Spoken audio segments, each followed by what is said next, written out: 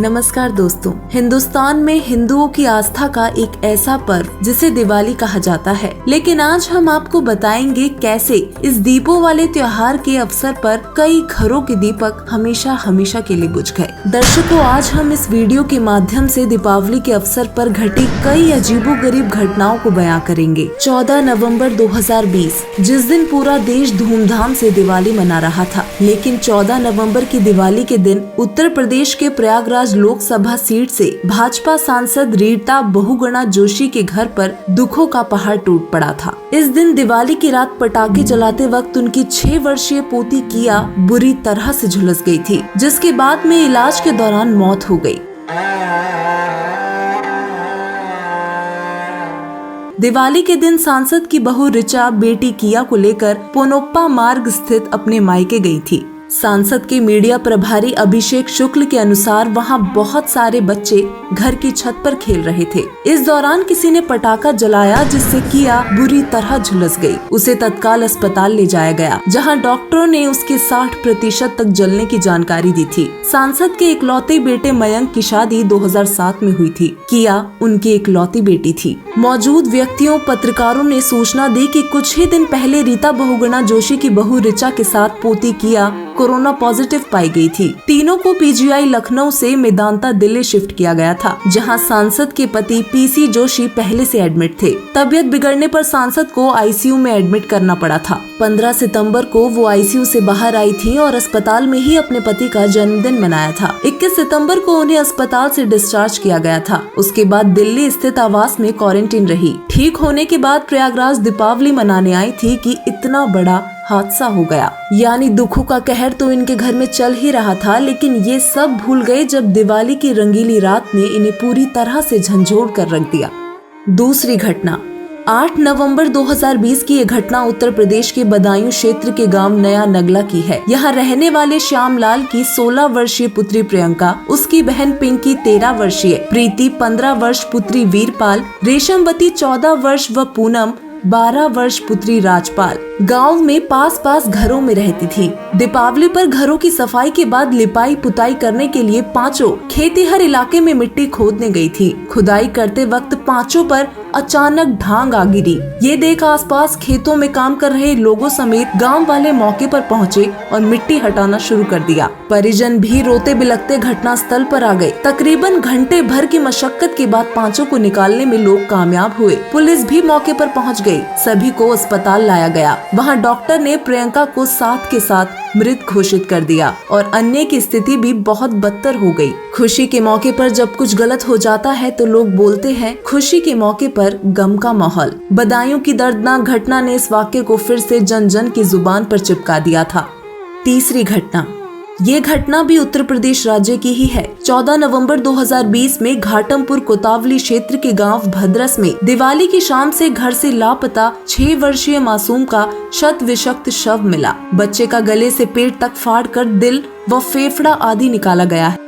शव को पोस्टमार्टम के लिए भेजा गया। जानकारी पर गांव में दहशत का माहौल है। इधर एसएसपी प्रीतिंदर सिंह ने बताया कि पीड़ित पिता की तहरीर पर मुकदमा दर्ज कर गांव के ही 2 आरोपियों को गिरफ्तार किया गया है। क्षेत्र के गांव भद्रस में शनिवार शाम घर के बाहर खेल रही 6 वर्षीय मासूम लापता हो गई थी। पीड़ित पिता ने बताया कि शनिवार शाम करीब 6 बजे पड़ोस का ही युवक उसकी बच्ची को पटाखे दिलाने के बहाने साथ ले गया था। देर शाम गाँव आई पुलिस खाना पूरी कर सुबह खोजबीन करने की बात कह वापस लौट गई थी। वहीं बच्ची के पैरों में रंग भी लगा है, जिसके चलते परिजनों ने तांत्रिक द्वारा बलि की भी आशंका जताई है। हत्या कर शव फेंके जाने की सूचना पर कोतवाली व सर्कल के फोर्स के साथ पीएससी बल भी मौके पर पहुंची। डॉग स्क्वाड ने मौके पर पहुंचकर जांच पड़ताल की, लेकिन कोई साक्ष्य हाथ नहीं लगा। दोपहर बाद एसएसपी प्रीतिंदर सिंह ने घटना का खुलासा करते हुए बताया, बच्ची के साथ दुष्कर्म के प्रयास के आरोप में पड़ोस के ही 2 युवकों को गिरफ्तार किया गया।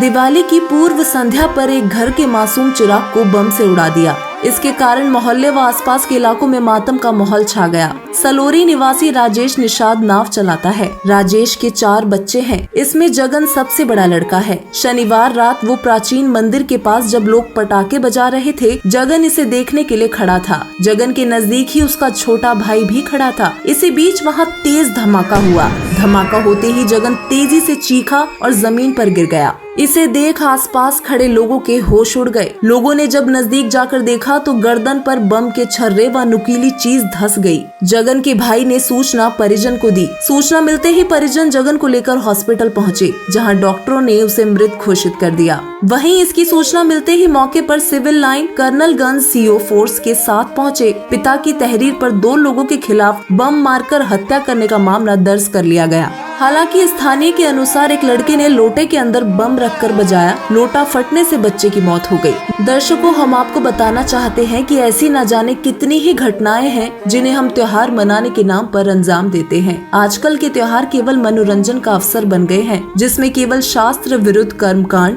दिखावा, नशा और फुहरता की नजर आती है, जो अनहोनी को अंजाम देती है। त्योहार का अर्थ है उस खास दिन को याद कर परमेश्वर की भक्ति करना। विडंबना तो ये है कि हमें ना तो भक्ति का तरीका पता है और ना ही भक्ति के लाभ। दीपावली को खुशियों का त्योहार माना जाता है, परंतु जब ऐसी घटनाएं सुनने व देखने को मिलती हैं, तो दिवाली भी फीकी लगने लगती है। ऐसी दुखद घटनाओं के चलते हम खुशियाँ कैसे मना सकते हैं? आज किसी के साथ कोई घटना घटी है, कल को हमारे या हमारे परिवार के साथ भी कोई घटना हो सकती है। कब क्या हो जाए किसी को कुछ खबर नहीं। तो ऐसे में हम खुशी कैसे मना सकते हैं? इस लोक में कभी भी सुख और शांति नहीं हो सकती। यहाँ तो केवल राम नाम में ही सुख और शांति है, परंतु इसके लिए राम भी पूरा हो और उसका नाम भी पूरा होना चाहिए, जिसके बाद कभी जीव दुखी नहीं हो सकता। दर्शकों, सद्भक्ति करने वाले साधक को किसी भी प्रकार की कमी नहीं रहती। उसे सर्व सुख मिलता है, घर में शांति बनी रहती है और पूर्ण मोक्ष प्राप्त करके परमात्मा प्राप्ति के साथ साथ वो अमर भी हो जाता है।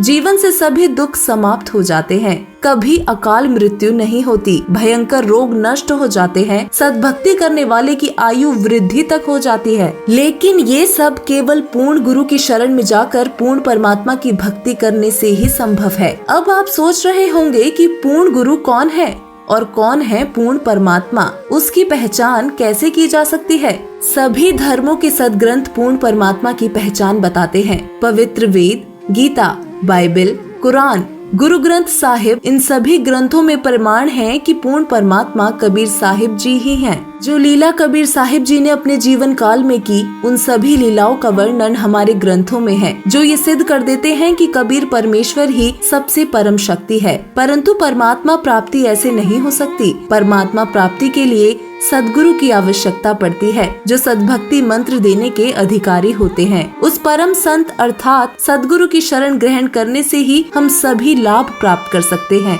सद्गुरु की पहचान के लिए भी हमारे सदग्रंथ ही प्रमाण हैं। श्रीमद् भागवत गीता जी के अध्याय नंबर 15 के श्लोक 1 में तत्वदर्शी की पहचान बताई गई है। ये पहचान जगत गुरु तत्वदर्शी संत रामपाल जी महाराज जी पर खरी उतरती है। सदगुरु रामपाल जी महाराज जी ही सच्चे संत हैं, जो गीता अध्याय 15 के श्लोक 1 के अनुसार संसार रूपी पीपल के वृक्ष के सभी विभाग खोलकर बताते हैं। सदगुरु रामपाल जी महाराज जी की शरण में आने से जीव को सर्व लाभ प्राप्त होते हैं। बड़े से बड़े रोग भी उनके द्वारा बताई गई सद्भक्ति से ठीक हो जाते हैं। उनकी शरण में आए भक्तात्माओं को 3 ताप, अकाल मृत्यु जैसे दुख नहीं झेलने पड़ते। सदगुरु शरण में आने वाले साधकों के घर हर दिन दिवाली, हर दिन होली होती है। हर दिन घर में खुशियाँ ही खुशियाँ होती हैं। तो ऐसे में आप ही तय कीजिए कि आपको कैसी दिवाली मनानी है, एक दिन वाली या हर दिन वाली। अब फैसला आपका है। संत रामपाल जी महाराज द्वारा प्रदान की गई शास्त्र अनुकूल सद्भक्ति अर्थात